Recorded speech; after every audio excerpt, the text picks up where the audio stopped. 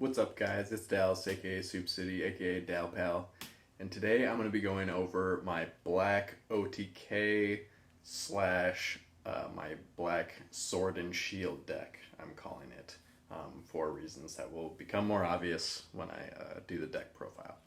So I've only used this deck once, and I used it last week at my locals and went 3-1. My only loss was in my very first game using the deck ever in any sort of organized play, and it was against the guy who has been. I think he went undefeated. I think 4 or 5 tournaments in a row at my locals and just lost. I think for the first time in like several weeks. So wasn't too mad about losing to him because he's a very, very good player. And it was the first time I had played with the deck. So other than that, so I believe I technically got fourth place at my locals out of like 19 people, I think. And I think that I should have gotten third. Quite frankly, the two other people who placed above me in second and third only lost to him as well, the undefeated player, and the person who got third had a bye, so I kind of feel like I should have probably gotten third ahead of him since I played, and won my other 3 games against actual people. So, but either way, it's a strong deck. It's a fun deck. It's a pretty budget deck. I think it's around $60. I just kind of did some quick math of like the super rares. I'm going to be going over the deck profile, some ideal stacks and plays for the deck, matchups that I had, and kind of some strategies for those matchups. What I used in the deck versus a few changes that I made that will be in this profile and why I made those changes. And then some other notable cards that you could replace if you felt like you wanted to, or you don't have all of these cards. So let's get into the profile. Got the deck in these awesome sleeves that are perfect for solid black deck. I'm really stoked for the announcement with the Machine Dramon and all of these other guys playing such a supportive role in the the Memorial packs. That's going to be like kind of the retro packs that'll be coming out in December, I believe. That'll be a lot of fun. Hoping to be able to build that deck in the future. But let's get into the profile. Starting off with the Digitama. We've got Kapurimon from the starter deck. So basically, there will be a few cards from the starter deck. So if you have at least one starter deck, that would be ideal. That would add another $10 to the $60 budget that I think is required for this deck. And then if you got a second starter, that'd be $80, but not entirely necessary. But we're using the Kapurimon with from the starter deck because it on your turn, if this Digimon has blocker, it gains 1,000 DP. And as you will see in the deck profile, we are running tons and tons of blockers. That will be the shield of the Sword and Shield deck. So we got 4 of those, and then the other Kapurimon that has 1,000 DP for reboot, which will definitely come up, but probably not as much as blocker. So the Toy Agumon from the starter, 3 of those. This Toy Agumon has the inheritable of if your opponent didn't attack with a Digimon, trigger draw 1 at the end of your opponent's turn. So because we're running so many blockers, there will be several turns and just different matchups depending on the deck. A lot of decks want to stay in the raising area, or just like hard play a couple of cards and just let them sit there for a little bit before starting to swing. Green is a good example of that. Yellow. And so when they're not swinging, you're drawing cards and just adding a lot more consistency to the deck. And then if you have this under a blocker, then that also, if you have some big blockers out, then that discourages them swinging and just dying into the blocker. So you can get a lot of draw power out of that, which is always good. Next up, arguably the best rookie of the deck, 4 of Toy Agumon, the original Toy Agumon from BT2. And this one is probably the best rookie of the deck because it has the inheritable of Reboot, which strings together with a lot of the other cards in the deck. And you'll see that moving forward. And I mean, it's a pretty standard card for black. So definitely good. These next couple are some 2-ofs. 2 of Chumon. It's just a memory choking rookie that's pretty common in a lot of decks. So like Terriermon for green, Gazimon for purple. All turns, your opponent can't gain memory except with Tamer effects. So this is good against blue. Obviously, I hard played this against blue when I was swinging into security because I didn't want to pass turn, and if I turned over a Hammer Spark, or just stopping them from Hammer Sparking in their turn. Same thing with yellow. Purple has memory gaining capability, so this is definitely a good card to have every once in a while. I think 2 is plenty for that. Next 2 of. Looks like I didn't take these out, but I played this in the deck for Sunarizamon. This is the when Digibursted, just add it back to your hand card. You definitely Digiburst with one level 6 in particular, which I will go over. And I would recommend just replacing these with some 2-drops, 2-drop vanillas, Hagurumon or Commandramon. But this is also a good card to have too, because the reason why I started use this in the tournament is because one of the most frustrating things to me personally, and I'm sure for a lot of you, is not having rookies. Like if you don't have rookies and you flip over your Digitama, it's just like so frustrating to have to hard play something big and pass some memory over to your opponent. And it's just really nice to be able to recycle some rookies for some added consistency. Next up, we're running 2 of the Gatsumon rookies.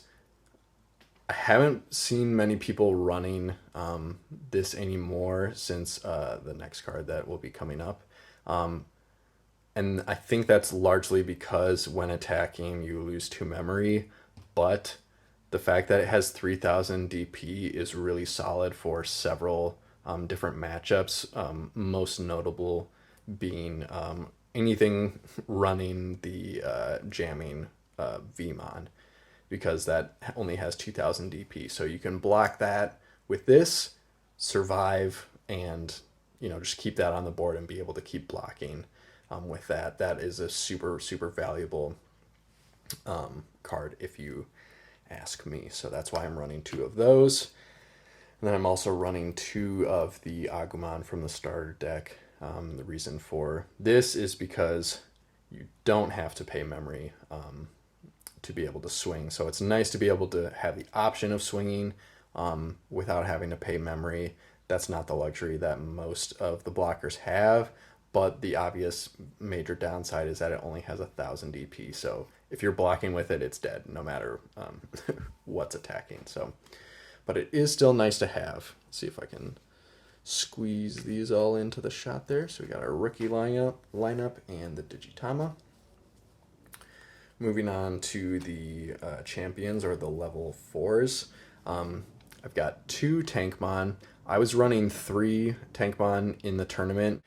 I swapped them for, I ended up getting a second black starter, so I was able to get a second pair of the Dark Tyrannomon. So I only ran 2 in the deck originally, and I had a third Tankmon and a single Sealsdramon. I prefer these cards to the Sealsdramon because of the 1 cost to Digivolve.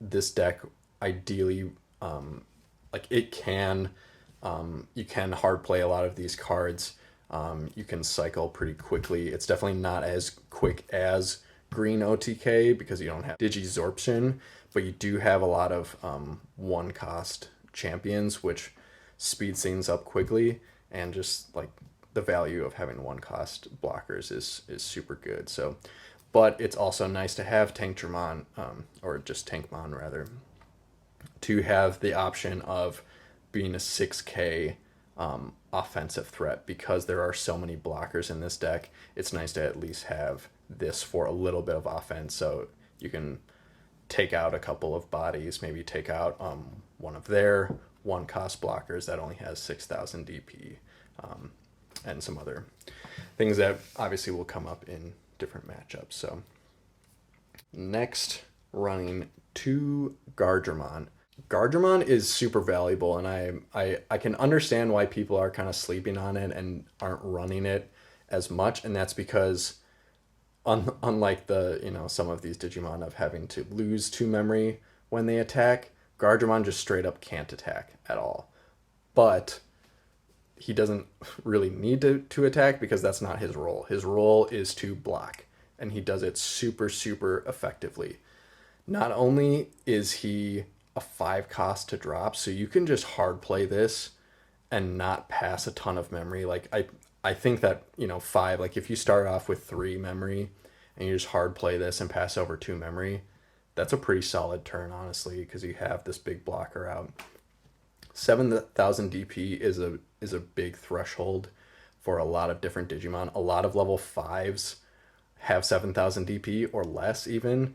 I believe the Anjouomon, that's one of the best cards in yellow, is 6,000 DP. There are a lot of other Digimon that are 6,000 or 7,000.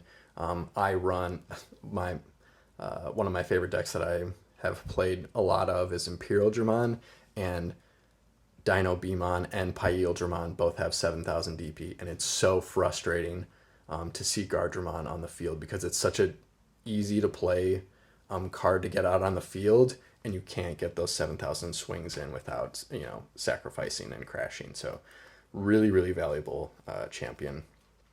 If you don't have 4 of these, you could run an extra Gardramon, run some extra Tankmon. Kind of depends on what you're working with and how much sword you want and how much shield you want. So last level 4 is Greymon, and this is definitely obviously the defense is huge. The one cost to Digivolve is super valuable, but Greymon is one of the best cards for the real ideal stack of this deck, and that's because while this Digimon has Reboot, this Digimon gains Jamming, and Jamming is awesome. Just being able to swing with very little fear at stacks consecutively too is just super, super valuable. And like I said, I love Imperial Dramon, and that's why is because being able to swing with Jamming is super valuable. So that's why we're running that. Moving on to the level 5s. We're running 2 Andromon.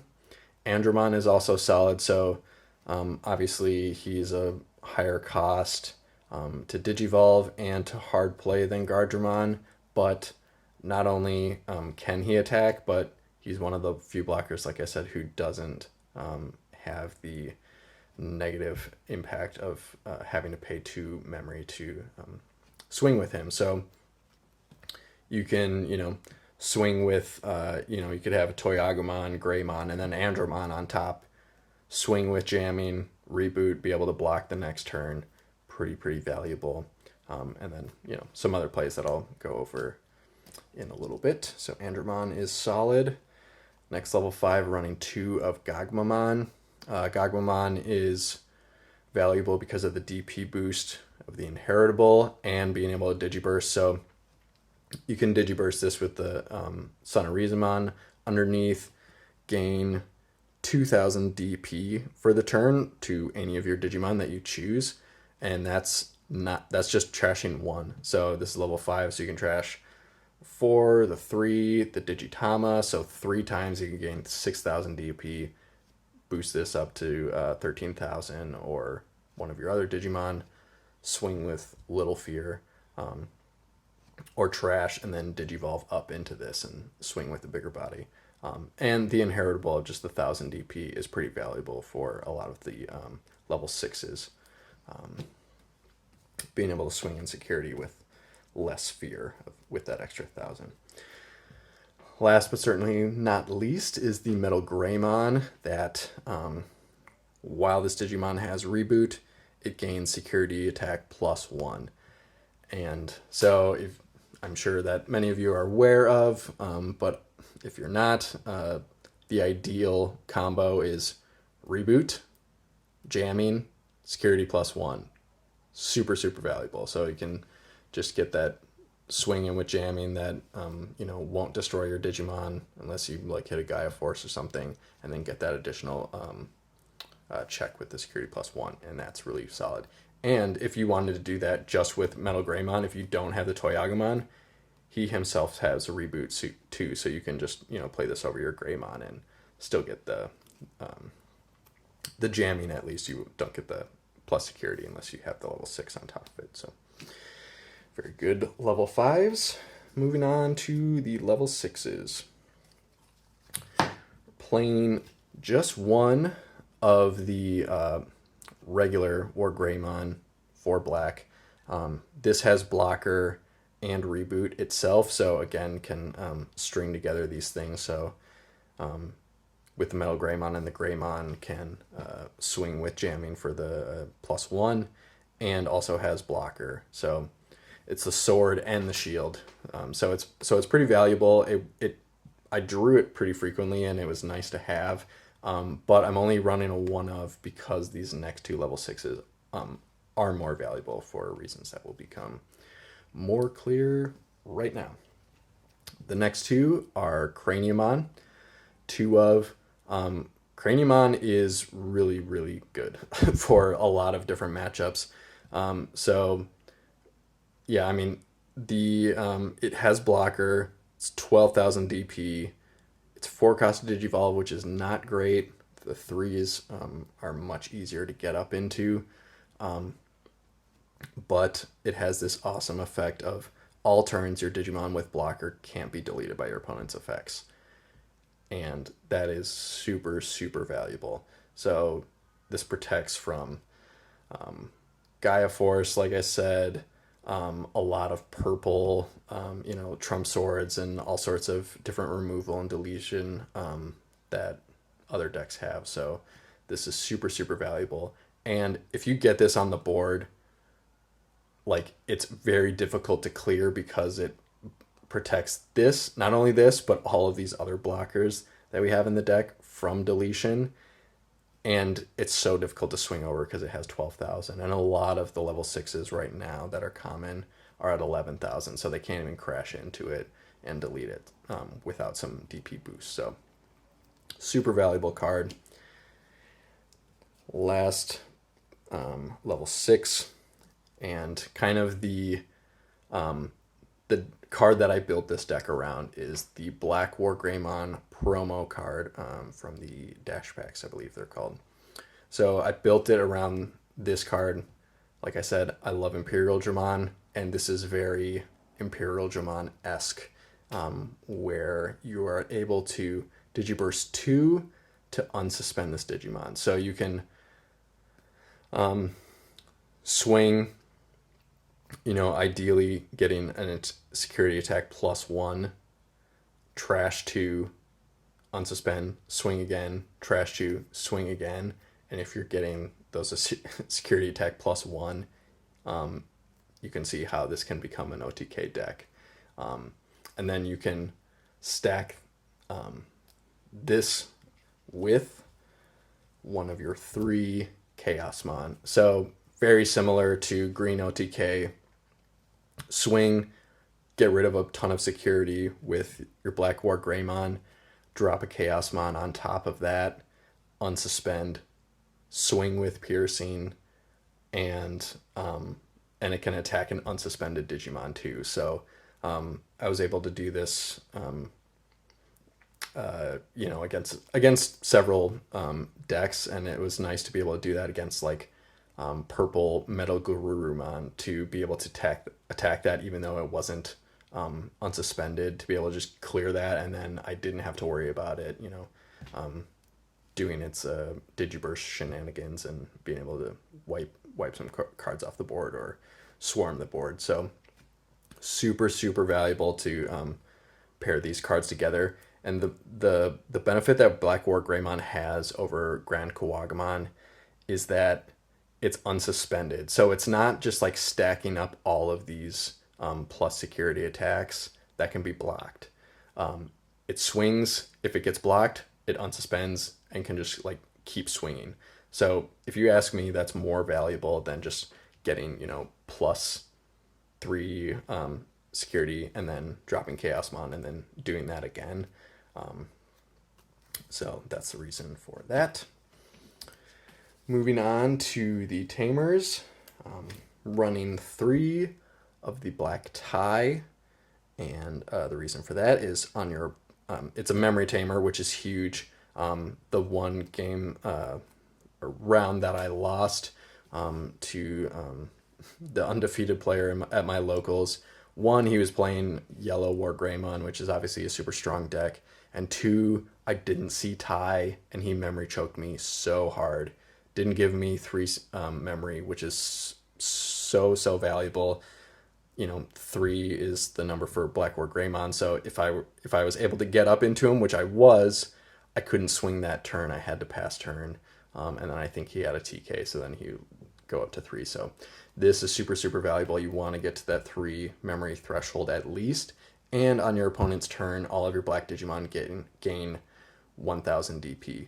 So that's super valuable for your blockers, obviously, being on your opponent's turn. So we've got 4, 6, 8, 10, 12, 13 blockers. No, 15. 15 blockers in this deck. So obviously adding 1000 DP to all of those is super valuable. Something that I didn't mention about Gardramon, the value of this 7000 DP threshold as well, is that it avoids not only Nidhoggmon of the 5000 threshold, but also the 6000 DP reduction of Yellow War Greymon. So that's super nice. And then adding this 1000, helps Dark Tyrannomon avoid the Nidhogg board wipe. And and then just adds the DP for these other little blockers as well. So super super valuable. And then obviously Craniumon, just War Greymon, Andromon. DP is always great, so I don't need to tell you about that. And then I ran 1 Joe.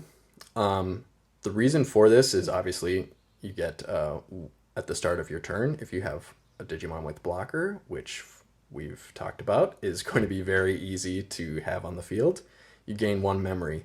So you can, ideally have a tie on the field and have a Joe, and then you're going to be starting with 4 memory, which is really valuable. And it's nice to just be able to have, like a 2-drop tamer. I did have a couple of games, at least 1 game that just had Joe. I didn't see any of my ties, which was frustrating, but because it's only a 2 cost, I was able to play this and make some plays on that turn, and just getting the 1 memory, if they passed over 1, having 2 was more valuable than 1, and having 3 is more valuable than 2. So just that 1 memory can be pretty valuable. And the spice of the deck. I'm sure many of you are thinking, it's got to be Zubagon Punch. That's what everyone else is running. That's kind of like the hyped kind of meme card of the deck, or a lot of the black decks. And it seems like it's not even really a meme anymore. It seems pretty strong, honestly. But I'm not running that. I'm running Beast Cyclone. And the reason for that is that it is 3 to play, which is more than 2, obviously. But if this is hidden security, you can add it to your hand, and all of your Digimon with blocker or reboot gain security attack +1. So if you're looking at these cards, you can see pretty quickly, and obviously we went through the profile, there's going to be a ton of Digimon on your field that will have blocker and or reboot. So you can play this, and if you have a board with Andromon, Agumon, Wargreymon, Craniumon, Black Wargreymon, Dark Tyrannomon, anything with Toy Agumon under it, you get a security attack +1 on every single one of those Digimon for the whole turn. So you can really go for an OTK very, very easily with this card. So that's why I'm running that. So obviously the benefit of the Zubagon Punch is you get 3000 DP, which makes swinging into security a lot more safe. Black Wargreymon and the regular Wargreymon only have 11,000 DP, which is a very common number for level 6s, so there is a risk of crashing. So there are different ways to increase it, and if you have, the Greymon, Toy Agumon, you can swing at least with the initial attack with jamming, which is super nice. So there is a little more risk involved swinging, but I think just, there's always risk swinging. There's risk of hitting all these different kinds of cards, and I think just having the spread with Becyclone, the protection of Craniumon, I think it's just super, super valuable. Now I'll quickly go over some ideal stacks. I will say that the strategy of this deck is to have as many blockers on the board as quickly as possible and as wide as possible. Obviously, if you just have Gatsumon and Agumon and Dark Tyrannomon out, you run the risk of being nidhogged and just, cleaned out, and that's pretty tough. But if you can have them out quickly and, kind of depending on the matchup, it's super hard for your opponent to be able to break through and make plays when you get this big board with a ton of blockers. I remember several times just like being, here's another blocker, and then audibly just sighing or, just like being really frustrated because it is so frustrating to go against so many blockers. And what did I say? There's like 15 in the deck. So you want to get a wide board ideally, and anytime that you're digivolving over a blocker, you ideally want to be digivolving with another blocker. So if you're digivolving over these guys, digivolve with one of these guys rather than these guys ideally, so that you maintain the blockers on the board. And so, if you're going from the raising area, ideally you want the Toy Agumon, because that will give you the draw power. Obviously the reboot is pretty solid, but that is more valuable for the Black Wargreymon, because that's kind of the offense. So this is more the defensive card. Put one of these underneath and then digivolve into Andromon, so you're just getting a bigger blocker that can attack, and then put a Craniumon underneath that, and then they're going to be very scared to swing, and then you get that draw power that way, and then you maintain the blocker presence on your board. Then, like I already discussed, you really want the Toy Agumon, Greymon, Metal Wargreymon, Black Wargreymon stack. So obviously for this one, you would rather have the Kapurimon underneath here. So if this is coming up really frequently for you, which it did for me, so there is a case for switching the ratios around for these Kapurimon, to have the 4 of these and then just 1 of this, since this is the sword of the deck. But the shield just is more consistent, and if you are able to maintain the blockers, this comes a lot more easy and quickly. So you can swing for first with jamming, security attack +1, and then trash 2 to be able to swing again. And then if you want to just, keep the Toyagumon and the Greymon to swing with jamming, and then have Reboot to restand for your next turn to be able to make more plays, you can do that. Or you can trash again to swing for a third time, and then if you have Beast Cyclone, you're getting the plus security attack +1 plus the Metal War Greymon. So it's just tons and tons of swings. Super nice. And then you can do that with the Chaosmon, because this says for the turn. So that means all of your, like when you're playing it, all of your Digimon with Reboot. So if you have that stack, he's got that for the turn for all of his swings are +1. If you Digivolve this into Chaosmon, they get the +1. So tons and tons of swings. So quickly going over some of the matchups, I did discuss some of those. I played Yellow War Greymon. Like I said, I lost to that. That was just a tough matchup. The player was super good, and I got memory choked. So that was brutal for that. But like I said, if you can get up to Gardramon or get the over 6,000 DP to avoid the War Greymon DP reduction clearing, that's really valuable. Craniumon is bigger than War Greymon, so you can block with that, or you can attack it with Chaosmon. And then if you can get a really wide board with the blockers for when they're doing the Angelomon inheritables and they're just dropping all these rookies all over the place, if you can get a couple of these guys out, this obviously isn't going to be super valuable, but it could at least save you for a turn and then die. But Gatsumon and these guys can, block and destroy. So, just like maintaining that defense and kind of keeping that assault at bay and the swarming with the all of those rookies being dropped. Blue I also played, and like I said, the 7,000 DP is really big for Pyodramon, Dino Beamon. This was kind of a blue hybrid deck that I was running up against, and he was running Beowulfmon, I believe, the one that can't be attacked. And I think it had, what's that have, 8,000 DP? 7,000, 8,000 DP? So, if I had the tie, I think it had 7,000. Then I could block with either of these guys and survive, and it would die. And that was like the only way to get rid of it is removal, which this deck doesn't have.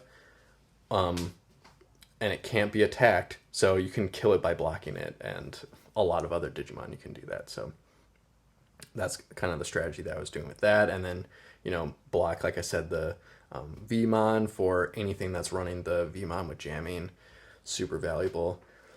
And then I also played against Purple in the final round, and as soon as I played Craniumon, he said like that is the bane of Purple's existence, because it protects all of your blockers with its ability. So yeah, and that all of those other matchups. And then I ran up against a D-Brigade deck, and I managed to beat that as well. And that was a kind of a slugfest, honestly. We were playing a lot of the same cards, obviously, a lot of black cards, but the ability to be able to swarm the deck or swarm the field, swing with all these Commandramon was tricky to come up against. But like I said, just like having this wide board of blockers, we both did that. And because I have these like bigger bodies that were able to do these +1 security attacks, I was able to win the slugfest. So I had more of the